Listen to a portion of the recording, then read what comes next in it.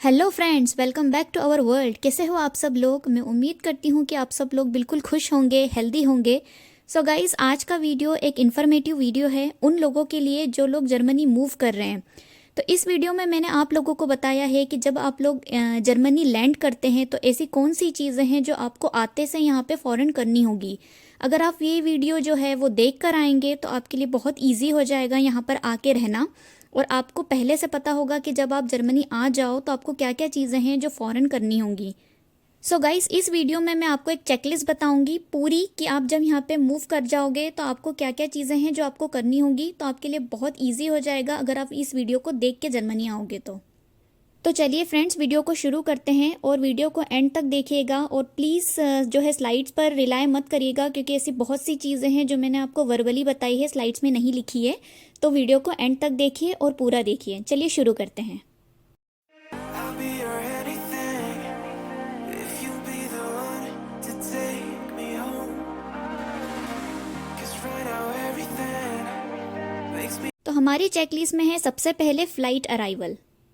So guys, जब आप flight की टिकट बुक करो तो आप इस बात का ध्यान रखो कि आपकी जो फ़्लाइट है वो यहाँ जब जर्मनी में लैंड करे तो या तो वो फ्राइडे को कर ले या फिर मैक्सिमम सैटरडे मॉर्निंग में कर ले। क्योंकि क्या होता है ना कि संडे को यहाँ पर सारे जो सुपरमार्केट्स वगैरह रहते हैं वो सब बंद होते हैं। तो इनिशियली आपको मतलब खाने वाने के लिए कुछ चीज़ों की ज़रूरत पड़ती है, राइट। तो मैक्सिमम आप ये ट्राई करें कि आप सैटरडे तक यहाँ पर आ जाएं, ताकि आपको कोई रश ना हो और कोई प्रॉब्लम फेस ना करना पड़े। आप आराम से आपकी जो भी ग्रॉसरीज रहती है इनिशियल, तो वो आप खरीद सकें।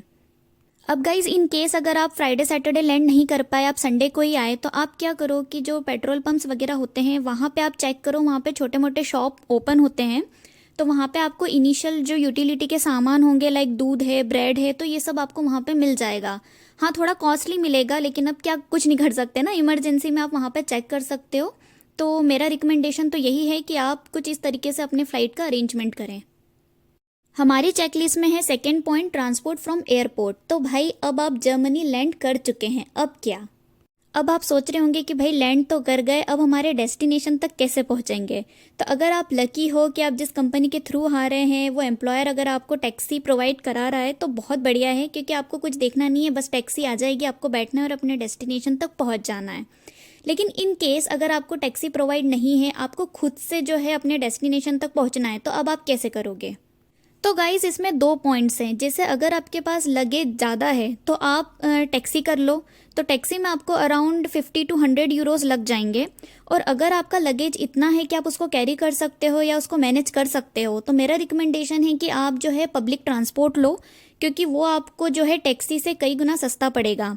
अगर आप सिंगल हो तो आप डे टिकट भी ले सकते हो, और अगर आप अपनी स्पाउस के साथ हो तो आप दोनों डे टिकट ले सकते हो। उसमें आप दिन भर जितना चाहे उतना ट्रैवल कर सकते हो एक टिकट में। तो टिकट की क्या कॉस्ट है, कितने टाइप के टिकट्स वगैरह होते हैं, इन सब पे मैंने वीडियो बनाया है, cost of living in Germany. तो आपको आई बटन पे लिंक शो हो रही होगी, डिस्क्रिप्शन में भी मिल जाएगी, तो आप वहाँ से चेकआउट कर लेना कि कितने टाइप के टिकट्स होते हैं और उनका क्या कॉस्ट वगैरह होता है। तो अभी के लिए मैं आपको बता देती हूँ कि डे टिकट की कॉस्ट होती है 5.35 यूरो 1 पर्सन की। तो आप उस हिसाब से देख लीजिए कि आपको जो है पब्लिक ट्रांसपोर्ट में जाना काफ़ी सस्ता पड़ेगा। तो अगली चीज़ फ्रेंड्स जो आपको करनी है वो एक सिम कार्ड ले लीजिए आते से, ताकि आपका किसी से भी कम्युनिकेशन बहुत इजी हो जाए।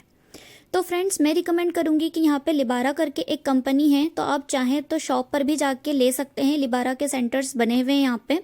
इसके अलावा ऑनलाइन भी आप बुला सकते हो। तो अगर आप आपके अपार्टमेंट का एड्रेस दे दो, या फिर अगर आप होटल में स्टे कर रहे हो अभी कुछ दिन, तो आप वहाँ का भी एड्रेस दे दो, तो ऑनलाइन भी आप सिम बुला सकते हो। लेकिन मैं रिकमेंड करूँगी कि आप, बहुत ईजी है, आप गूगल पे सर्च करो तो आपको शॉप वगैरह सब मिल जाएगी। आप वहाँ चले जाओ, उनसे कहो कि मुझे एक सिम चाहिए, तो वो आपको सिम दे देंगे। प्लस अराउंड 10 यूरोज़ में आपका जो है वो रिचार्ज भी उसमें हो जाएगा, जिसमें आपको 1 to 2 GB डाटा मिल जाएगा।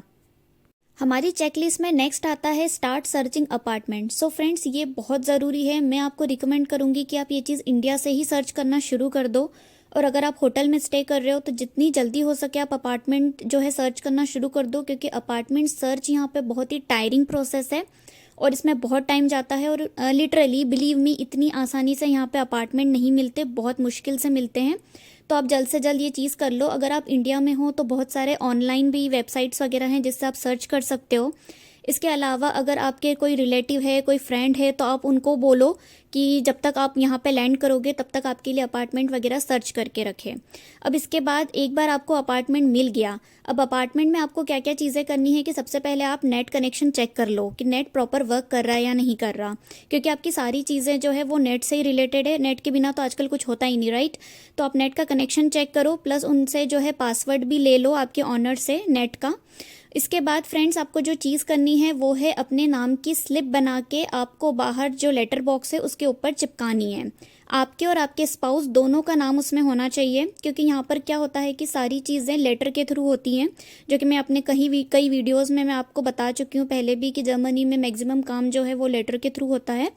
तो आप सबसे पहले यही काम करो कि एक अपने नाम की स्लिप जो है आपके लेटर बॉक्स के ऊपर चिपका दो, प्लस अपार्टमेंट भी उसमें लिख दो कि आपका कौन सा अपार्टमेंट है, ताकि जो पोस्ट ऑफिस से जो भी चीज़ें आती हैं तो वो आपको वापस ना जाए, क्योंकि आपका नाम नहीं रहेगा तो वो वापस चली जाती हैं। फिर बाद में क्या होता है कि आपको वो चीज़ें मिलती नहीं हैं और फिर बहुत ही फ़ाइन वगैरह देने पड़ जाते हैं। तो इससे बेहतर है कि आप सबसे पहले आते से ये काम ज़रूर कर लो।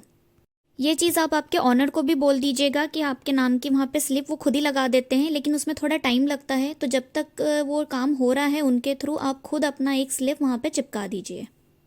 नेक्स्ट इम्पॉर्टेंट काम जो आपको यहाँ पर आते से करना है वो है गाइस सिटी रजिस्ट्रेशन। मैं इस चीज़ पे जितना स्ट्रेस डालूँ उतना कम है, क्योंकि ये बहुत ज़रूरी है। क्योंकि अगर आपने ये चीज़ जल्द से जल्द नहीं करी तो आगे आपको कॉम्प्लिकेशंस भी फेस करने पड़ सकते हैं, प्लस आपको पेनल्टी वगैरह भी लग सकती है। क्योंकि जब सिटी रजिस्ट्रेशन आप कर लोगे तो ये डॉक्यूमेंट आपके आगे भी बहुत काम आएगा जब बैंक अकाउंट वगैरह आप खुलवाने जाओगे तो। और जो सिटी रजिस्ट्रेशन होता है वो आपको जर्मनी लैंड करने के 2 हफ्तों के अंदर अंदर करवाना होता है। कुछ केसेस में क्या होता है फ्रेंड्स कि जब आप होटल में स्टे कर रहे हो, आपके पास अपार्टमेंट नहीं है, तो आप ये सिटी रजिस्ट्रेशन नहीं करा सकते, राइट। तो उस केस में आप थोड़ा डिले हो जाता है आपसे जब तक आप होटल में हो। लेकिन जब आप एक बार अपार्टमेंट में शिफ्ट हो जाते हो तो फिर आपको इस काम में देरी नहीं करनी है, आपको जल्द से जल्द सिटी रजिस्ट्रेशन करवा लेना है। तो गाइस अगला इंपॉर्टेंट काम जो यहाँ पे आपको आते से कराना है वो है ओपन अ बैंक अकाउंट। तो गाइस इसमें भी 2 केसेस हैं। अगर आप जॉब के लिए आ रहे हो, जॉब करने आ रहे हो, तो जिस भी कंपनी के थ्रू आप आ रहे हो तो आपको आपकी कंपनी असिस्ट करती है, तो उसकी क्या प्रोसेस होती है वो आपको पता होगी। लेकिन सेकंड केस कि अगर आपको ये सब चीज़ें खुद से करनी है तो यहाँ पे बहुत सारे बैंक्स के ऑप्शन अवेलेबल हैं। जैसे कि मैं 1-2 बता देती हूँ एग्जांपल के लिए। कॉमर्स बैंक है, डॉयशे बैंक है, तो जो भी आपको कन्वीनियंट लगे आप उस बैंक में जाके अकाउंट ईजिली खुलवा सकते हो।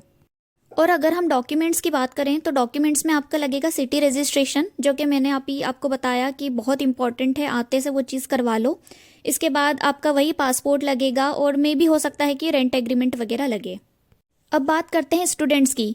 तो फ्रेंड्स स्टूडेंट्स जो भी यहाँ पर आ रहे हैं वो पहले से अपना ब्लॉक्ड अकाउंट खुलवा के आते हैं। आप लोग को बस आकर यहाँ पर उस अकाउंट को एक्टिवेट कराना है, और एक्टिवेट कराने में भी आपको सेम वही डॉक्यूमेंट्स लगेंगे जो मैंने अभी बताए। जो नॉर्मल जो है जॉब वालों को लगेंगे वही आपको भी लगेंगे।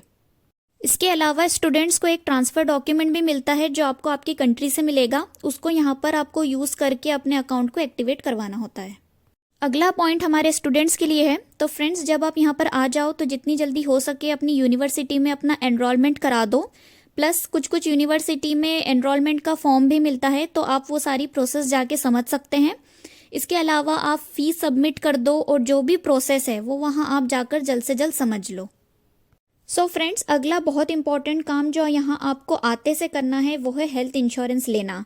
तो मैं आपको कई बार बता चुकी हूँ कि जर्मनी में हेल्थ इंश्योरेंस करवाना मैंडेटरी है, आपको करवाना ही करवाना है।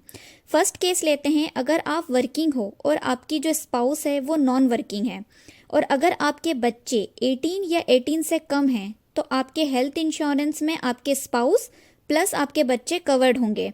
और इन केस अगर आपकी स्पाउस वर्किंग है तो उन्हें अपना अलग से हेल्थ इंश्योरेंस करवाना होगा। और पहले भी आपको बता चुकी हूँ कि हेल्थ इंश्योरेंस 2 टाइप के होते हैं, public and private. So guys insurance पे अगर हम लोग बात करेंगे तो ये एक बहुत ही वास्ट टॉपिक है, तो इस पर एक अलग से वीडियो अगर आप बोलोगे तो हम बना देंगे।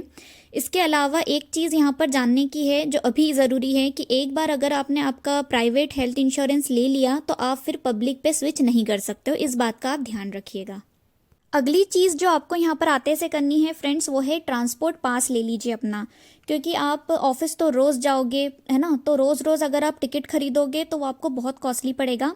तो आप यहाँ पर आते से पास ले लो। थोड़ा पास के लिए और ये जो ट्रांसपोर्टेशन है इसके बारे में थोड़ा आप रिसर्च कर लो। अगर आपके कोई फ्रेंड फैमिली रहती है तो आप उनकी हेल्प ले लो। प्लस आप यूट्यूब पे वीडियोस देख लो। मैंने भी अपने वीडियो में आपको बता रखा है कि कितनी कॉस्ट होती है इसकी।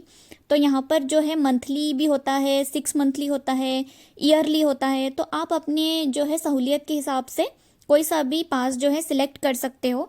हमने जो है, अगर मैं अपना पर्सनल बताऊं तो हमने मंथली पास ले रखा है जिसकी कॉस्ट है around 75 euros per month for a single person. So guys, next important चीज़ जो आपको करनी है वो है आपके फ़ोन में आपको कुछ इंपॉर्टेंट ऐप्स जो है वो इंस्टॉल करने हैं। जैसे कि अगर आप जिस भी सिटी में जा रहे हो उस सिटी का ट्रांसपोर्टेशन ऐप आप इंस्टॉल कर लो। जैसे अगर मैं फ्रैंकफर्ट की बात करूं तो फ्रैंकफर्ट में चलता है RMV ऐप। इसी तरह हर सिटी के अपने अलग ऐप होते हैं, तो आप वो इंस्टॉल कर लो। इसके बाद पूरे जर्मनी के लिए होता है DB बान ऐप होता है। इसके थ्रू आपको सारे ट्रांसपोर्टेशन की उसमें जो है डिटेल्स अवेलेबल होती हैं। इसके बाद गूगल ट्रांसलेटर कर लो, जो कि बहुत काम आने वाला है यहाँ पे। तो ये इंपॉर्टेंट ऐप्स हैं जो आप इंस्टॉल कर लो। नेक्स्ट इंपॉर्टेंट काम है फ्रेंड्स, अब गूगल पर अपने नियर बाय ग्रोसरी स्टोर को सर्च कर लो। जैसे कि कुछ ग्रोसरी स्टोर के मैं आपको नाम बता देती हूँ। आल्डी है, रेवे, पेनी हो गया, टेगूट हो गया, एक्सेट्रा। तो आप क्या होगा कि अगर जब आप सर्च कर लोगे तो आपके लिए इजी हो जाएगा। आपको ये पता चलेगा कि जो ग्रोसरी स्टोर है वो आपके वॉकिंग डिस्टेंस पे है या आपको इसके लिए ट्रेन लेनी है। तो आप उस बारे में भी सर्च कर लो कि कौन सी ट्रेन लेनी है, क्या लेना है। तो इसके लिए आपको यहाँ पर आकर स्ट्रगल करने की ज़रूरत नहीं पड़ेगी। तो ये काम आप जल्द से जल्द कर लीजिएगा। सो गाइज, अगली चीज़ जो आपको यहाँ पर आकर करनी है वो है अपना हाउस डॉक्टर बुक करना, जिसे बोलते हैं हाउस आर्ट्स। तो पहले हम बात करते हैं कि हाउस आर्ट्स या डॉक्टर क्या होता है और ऐसा क्यों है कि हमें यहाँ पर अपना हाउस आर्ट्स बुक करना होता है जर्मनी में। क्योंकि जब आप यहाँ पर आओगे तो लोग आपसे पूछेंगे भी कि भाई क्या तुमने तुम्हारा हाउस आर्ट्स बुक कर लिया। तो फ्रेंड्स, ये एक नया कॉन्सेप्ट है जर्मनी में जो हमारे इंडिया में नहीं होता। तो पहले आपके दिमाग में बहुत सारे क्वेश्चंस आ रहे होंगे कि भाई ये हाउस आर्ट्स क्या होता है और क्यों ज़रूरी है और इसे कैसे हम बुक करें। तो चलिए सबसे पहले हम लोग बात करते हैं कि हाउस आर्ट्स होता क्या है। सो गाइज, हाउस आर्ट्स जो होता है वो आपका एक जनरल फिजिशियन होता है और आपका फर्स्ट पॉइंट ऑफ कांटेक्ट है रिलेटेड टू हेल्थ। जैसे मैंने आपको बताया कि यहाँ जर्मनी में हेल्थ इंश्योरेंस लेना कंपलसरी है। तो फ्रेंड्स, जब भी आपको कोई हेल्थ इश्यू होता है तो आपका फर्स्ट पॉइंट ऑफ कांटेक्ट जो होता है वो आपका हाउस आर्ट्स होता है। जो आप यहाँ पर आओगे जब आप, तो जल्द से जल्द अपना हाउस आर्ट्स जो है वो बुक कर लो। जैसे कि मान लो आपको आप 2 या 3 दिन के लिए बीमार पड़ गए, राइट। तो आपको आपका मेडिकल सर्टिफिकेट दिखाना पड़ता है कि आप सिक लीव पर हो। तो आप इन सब चीज़ों के लिए किससे कांटेक्ट करोगे? तो जिससे करोगे वही आपका हाउस आर्ट्स होगा। तो आप आते से उसको अपना फिक्स कर लो। तो अब पॉइंट आता है कि कैसे करें। तो फ्रेंड्स, गूगल जिंदाबाद। आप गूगल पर सर्च कर लो हाउस आर्ट्स नियर मी। तो आपके एरिया के आसपास जितने भी जनरल फिजिशियंस हैं उनकी लिस्ट आ जाएगी। तो आप उनके बारे में पढ़ लें, मतलब उनकी सारी डिटेल्स आ जाएंगी कि उन्होंने कहाँ से डिग्री करी है, किस चीज़ में वो स्पेशलाइज्ड हैं। तो आप सारी डिटेल्स उनकी पढ़ लो और ये ज़रूर देख लो कि आपका जो हाउस आर्ट्स है वो इंग्लिश स्पीकिंग हो। क्योंकि इनिशियली तो आपकी जर्मन कोई इतनी फ्लुएंट होगी नहीं, राइट। तो आपको फिर वहाँ पे कम्युनिकेट करने में बहुत दिक्कत आएगी। तो ये चीज़ का आप ध्यान रखें। दूसरी चीज़ का जो आपको ध्यान रखना है वो है आपका हेल्थ इंश्योरेंस। तो जिस भी डॉक्टर के पास आप जा रहे हो वहाँ पर आपका हेल्थ इंश्योरेंस कवर्ड होना चाहिए। जैसे आपका हेल्थ इंश्योरेंस अगर पब्लिक है तो वहाँ एक्सेप्ट होना चाहिए, मतलब कवर्ड होना चाहिए। तो ये सारी डिटेल्स जो है आपको वहीं पर मिल जाएंगी जब आप गूगल में सर्च करोगे। तो गाइस, होप आपको ये हाउस आर्ट्स का कॉन्सेप्ट समझ में आ गया होगा। ये एक वास्ट टॉपिक है और इसके ऊपर मैं एक कंप्लीट वीडियो बनाऊंगी कि आप किस तरीके से जो है डॉक्टर को विजिट कर सकते हो, कैसे उनका अपॉइंटमेंट ले सकते हो और क्या क्या चीज़ें वहाँ पर आपको ध्यान रखनी होती है जब आप डॉक्टर के पास जाते हो। तो इस पे एक कंप्लीट वीडियो आ जाएगा। So that's it guys. ये थी कुछ चेकलिस्ट जो इंपॉर्टेंट थिंग्स है बहुत ज़्यादा, जो आपको लैंड करते से यहाँ पर करनी है। जिन बातों का आपको ध्यान रखना है वो भी मैंने सारा बता दिया। तो मैं उम्मीद करती हूँ कि आपको वीडियो अच्छा लगा होगा। तो अच्छा लगा है तो आपको पता ही है क्या करना है। प्लीज़ इसे लाइक करें, अपने फ्रेंड्स एंड फैमिली के साथ शेयर करें और हमारे चैनल को सब्सक्राइब ज़रूर करें और कमेंट्स करके मुझे ज़रूर बताएं कि आपको कैसा लगा। Till then, take care, bye guys.